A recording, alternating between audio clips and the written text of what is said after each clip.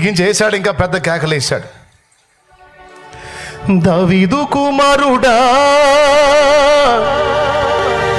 నన్ను దాటిపోకయ్యా,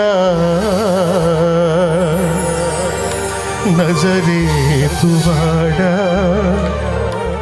నన్ను విడిచిపోకయ్యా. నీవు తప్ప నాకి లోకంలో ఎవరున్నారయ్యా, నీకు తప్ప నాలో ఎవరికి చోటే లేదయ్యా. నువ్వు తెరువవా మోగవాడినయ్యా, నా స్వరము నీయవా, గుడ్డివాడినయ్యా, నా కన్నులు తెరువవా. ఏమండి, వాడు ఎందుకు తెగించాడో తెలుసా? వాడు అనకూడదులే, ఆయన ఎందుకు తెగించాడో తెలుసా? అక్కడ వెళ్ళినాడు.